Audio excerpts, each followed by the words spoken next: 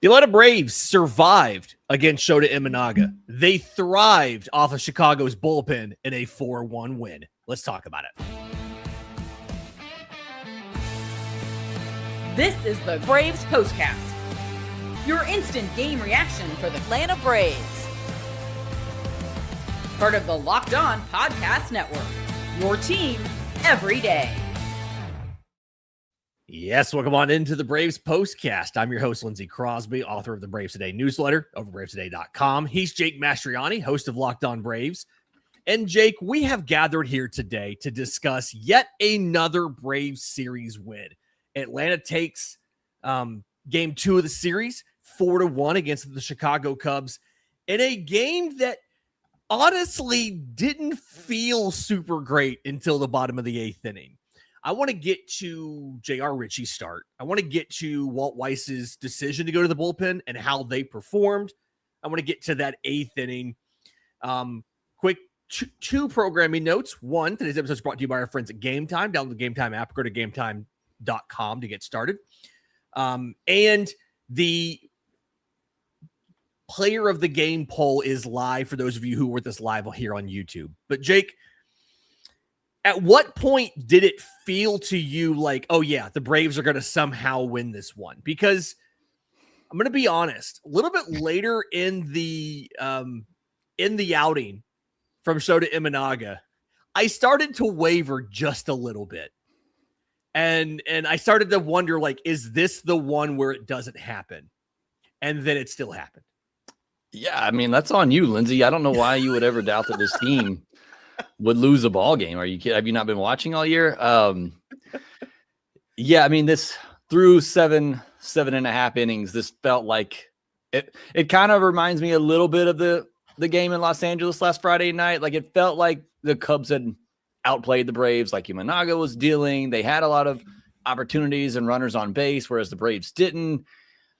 But they weren't cashing in, and you let this team hang around long enough, and eventually they're going to come through with those hits. That's what we've learned this year. So, but yeah, to your point, it did feel like, okay, this is the Cubs when they're shutting down the Braves offense tonight. But credit to the bullpen, not to sway my decision in the vote and poll, which I can't see. But I mean, that bullpen, once again, they just came in and put up zeros. And like I said, you give this offense long enough, they're going to figure something out and finally come through with some clutch hitting.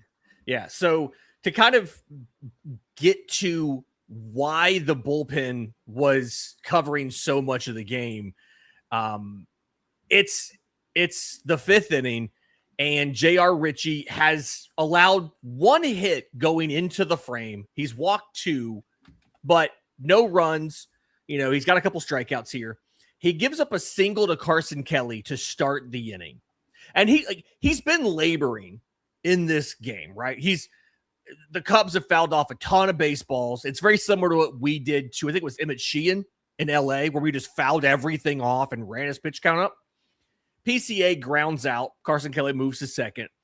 And then Dansby Swanson draws a 4-pitch walk. And none of the pitches, I guess the final ball was vaguely close to the zone, but like it's a not competitive walk. And I feel like we talk about Walt Weiss being aggressive when guys get into trouble and trying to preserve a lead. I feel like what it's actually been is Walt Weiss just hates the 4-pitch walk because he sees the 4-pitch walk. Boom, he's out of the dugout.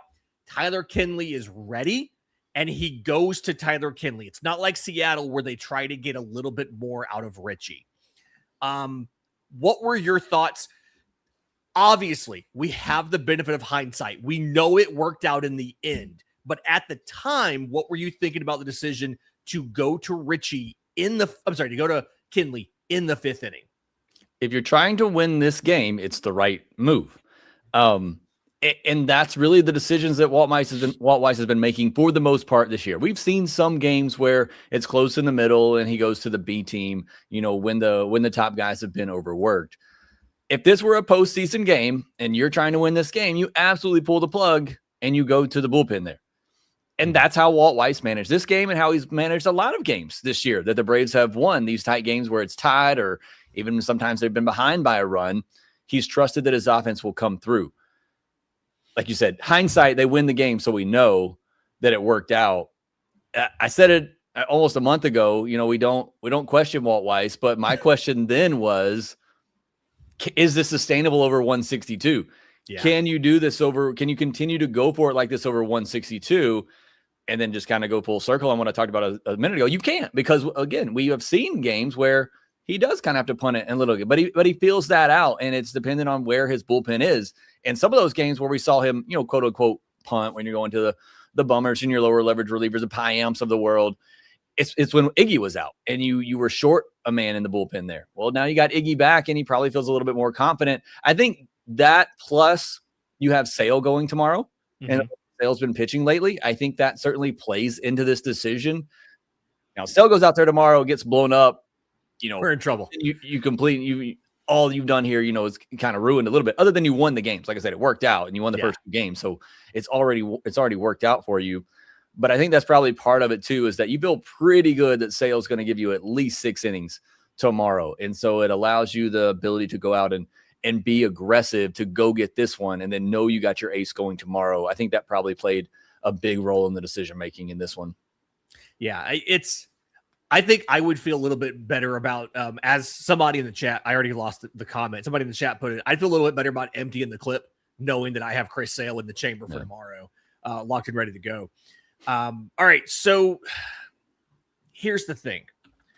My thoughts on Ritchie. It wasn't a bad performance by Ritchie. And I want to say that up front. And I want everybody who's about to get mad at me to listen to those words. It was not a bad performance from JR Ritchie. JR Ritchie got 7 whiffs in 41 swings. The issue, and you saw it tonight, and this is a similar issue to what Spencer Schwellenbach had in his first couple starts. The issue is Ritchie right now cannot harness his stuff well enough to get the swing and miss and the strikeout when he needs it. And I think right now you're running with JR Ritchie partly out of necessity because of all the injuries, partly because you believe that he can do it, right? The best place for him to learn how to get that third strike is in the majors with these veterans, with Chris Sale out there, with Jeremy Hefner, the pitching coach out there. But he can't, to your point, he can't keep having situations like this where his pitch count is in the 80s in the 5th inning if Atlanta wants this to be sustainable for a full season.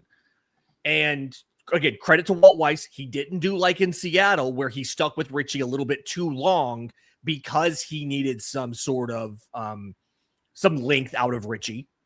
But that's something that has to improve. And I think that you're looking, assuming there's no other injury, which is never a given, you're looking at, if that's not something that can be resolved by JR Ritchie between now and the trade deadline, you're going to have to find another starter, because there's going to be times when his inability to get swings and misses when he needs them ends up biting you in the butt. I thought today was going to be the day, completely honest, because he lives on the black. The Cubs are really good at drawing walks, and it didn't really happen today. But it's a ticking time bomb. He's got to get better at getting swings and misses. So I don't disagree with you. I'm gonna push back slightly though. Good. I like when you do. I've always been a huge fan of JR Ritchie. I said when he comes up, I think he's going to stick in the big leagues. I've never said he's a top of the rotation pitcher. I always said he's at best a number 3. He most likely pitches as a 4, but I think he's going to compete and give you a chance to win. Yeah. It's exactly what he's done so far. I mean, it's a 3.32 ERA. Now, again, xERA is like way in the 5s right now. I mean, there's probably some regression coming into his your FIP's point. In the 6s. Yeah. Yeah, and where I agree with you is, yes, you can't keep walking this many batters. You do have to get that under control and be able to go deeper into games. But even you look at it tonight, 81 mile per hour average exit velocity against. Like what JR Ritchie's always been good at and why he's been so successful is because he misses barrels and he gets weak contact. It's never really because he gets a ton of swing and misses and a ton of strikeouts. He's always done a great job at limiting hard contact, getting weak contact, which is why I think the ceiling's never been top of the rotation pitcher for him. It's always kind of been, number 3, number 4 type of starter. So in a way, he's kind of doing what I expected.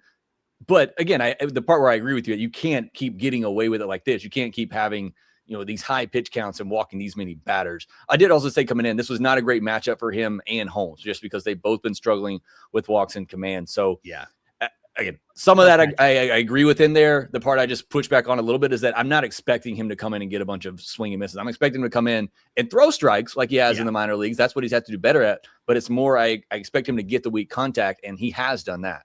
Yeah. And I think that's valid too. And I think some of this is kind of acknowledgement of this, like he's walking this tightrope and he's successfully done it. And some of that has come from Walt Weiss having an early plug and pulling him before it's a little bit too late. But I do think it's worth pointing out, I'm glad you did, that the soft contact does make this a little more sustainable than somebody who is running like a 50% hard hit rate. And I see the comments, people. I want to let it know I'm a fan of JR Ritchie. I think he has the potential to be a very good pitcher. All I'm saying is it's a very apt comparison to what Spencer Schwellenbach struggled with his first couple starts in the league as well. He really struggled to get that third strike. He really struggled to miss bats when he needed to. That's all that I'm saying. And there's work that needs to be done. I mean, he's not going to sustain a 3.3 ERA if he keeps pitching even like he is now. Yeah, that's what I'm thinking about, is like what improvement has to happen so that he doesn't have the regression that all the indicators indicate is. I shouldn't say indicators indicate, that all the indicators hint is on the horizon if he doesn't make the improvements. So, all right, in just a minute, let's talk about the offense. Let's talk about that 8th inning. That was phenomenal. We'll do all of that next right here on the Braves Postcast. Baseball season is here, and now you can trade every game on Kalshi. For Thursday, the Braves are trading at 59% to beat the Cubs, meaning a $100 trade pays out $167 if they win. On Kalshi, you're trading against peers in a live market, meaning there's no house. And as the probability changes, you can buy in and out of your position. For a limited time, download the Kalshi app and use code LOCKEDON to get $10 when you trade 10. Kalshi. Kalshi. Trade on anything. 18 plus only. Restrictions and eligibility requirements apply. Event contract trading involves risk and may not be suitable for all investors. Prices, values, and available markets may differ from those mentioned. For more information, see kalshi.com/regulatory. If you've ever opened your bank account and thought, where did all my money go? You're not alone. Keeping track of subscriptions, spending, and bills can get overwhelming fast. And that's where Rocket Money comes in, helping you take control of your finances all in one place. It tracks all your subscriptions in one spot and can help cancel the ones you don't need with just a few taps.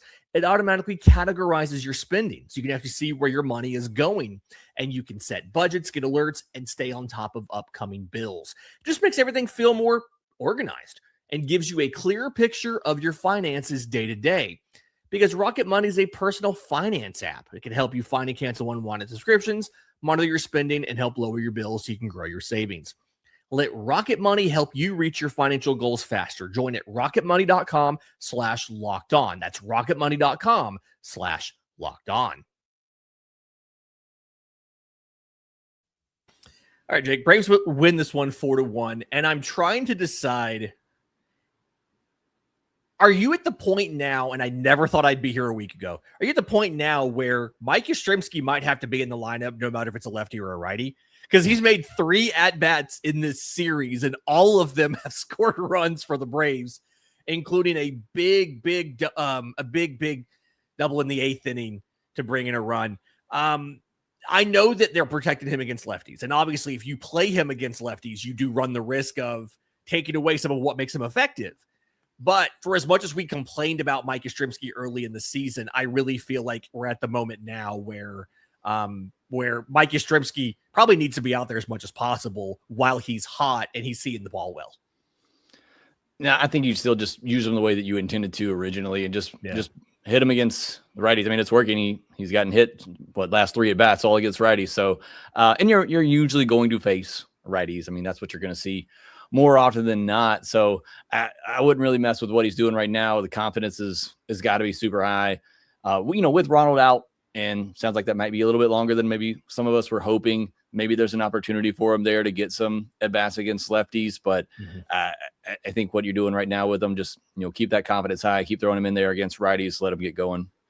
Yeah, and It was pretty impressive. Let's talk about that 8th inning, because you see the aggressive Walt Weiss and what he does here. They open the inning. Michael Harris singles on a ground ball to Nico Horner. I mean, it wasn't hit very hard, like 40-something miles an hour, but, a hit's a hit. He gets it there. And then that's when they pull Shota Imanaga and they go to Phil Maton. So they go to their setup man. Ha-Seong Kim singles to left, runners on first and second. And this is where we knew it was going to happen, but we see Dom Smith come in for Sandy Leon. Dom does strike out. Then we see Yastrzemski come in and get that double. I don't know what this was something. It was a sweeper that kind of hung in the zone, and Yastrzemski gets a good swing on it. What do you think the thought was on sending Ha-Seong Kim there? Because Ha-Seong Kim is on first base. That ball wasn't actually super deep to center field. And the relay throw, he's out by, I believe it was a country mile when I measured it on the research tool. Yeah. Look, the right fielder fell down. Like I feel like, and I haven't seen an angle to see what Kim was doing the whole time. Suzuki made it a close enough play where you thought maybe he was going to get to it and catch it. So I assume that Kim had to hold up for a moment. Yeah. Once he holds up, you can't send him. If he were running off the bat, which he wouldn't have, there was only one out, I believe. Harris was like at third when the ball was missed, but yeah. Yeah. But I still think if he's running on contact, he probably does score because the right fielder fell down. I mean, Crow Armstrong had to like hop over him to go get the ball. Yeah. Okay. And I feel like Kim's fast enough that he would have scored. I'm assuming that he held up once he saw Suzuki might catch it. But yeah, that's just a bad sin, especially with Dubon coming up. Dubon's going to put the ball in play. Just a bad sin there with one out. You got to hold him up.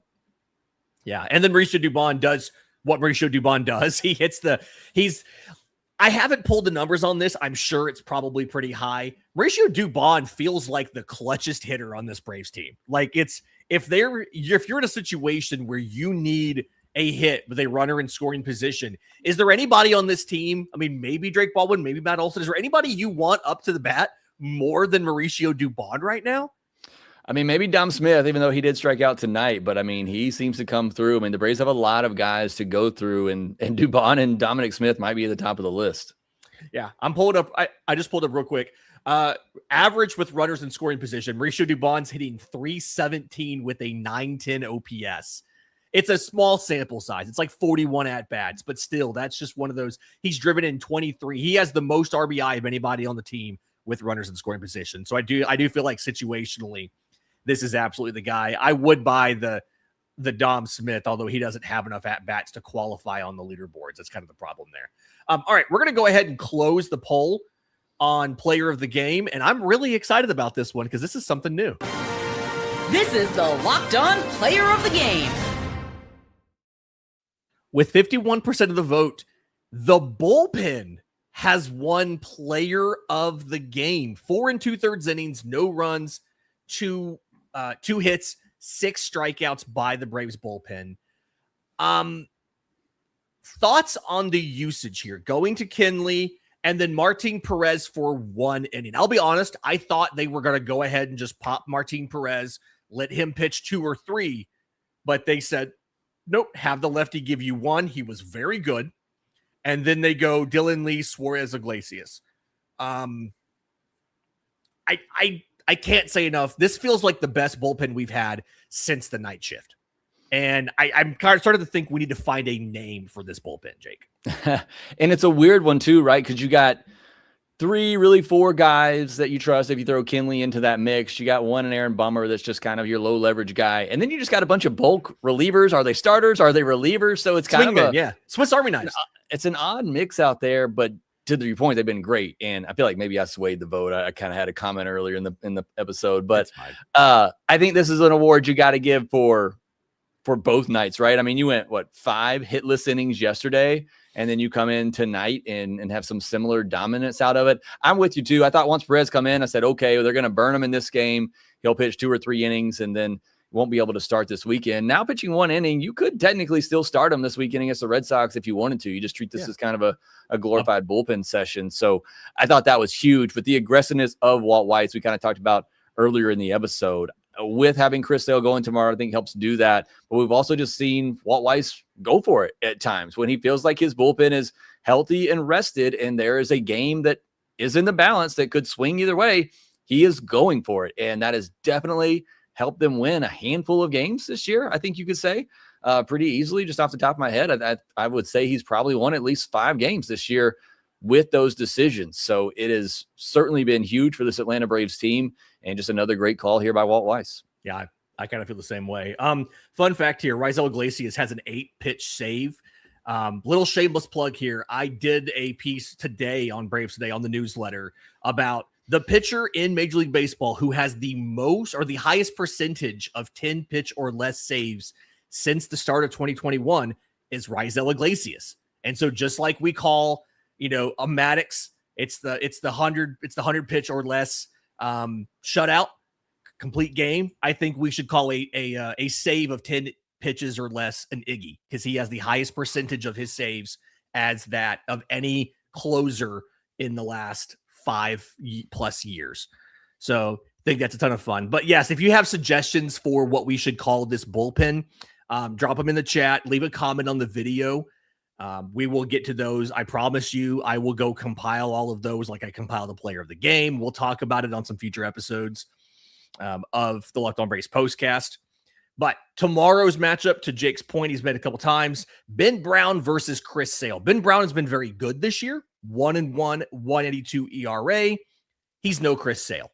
6-2, 2.20 ERA. Sale has been one of the best starters in baseball this year, as always. That game, not a getaway daytime. It's standard 7:15. We will be here with you after that game to break down all of the action. Make sure you're subscribed to both Locked On Braves and Locked On Sports Atlanta. Jake has been a content machine this week, as he is every single week. There's multiple shorts for every game. He previews each matchup. There's the prospect stuff. Some are even calling him a content daddy. And if you don't subscribe to Locked On Braves, you're going to be, if we don't get a sweep in the series, it's going to be your fault. So make sure you subscribe. For Jake Mastroianni, I'm Lindsay Crosby. This has been the Braves Postcast.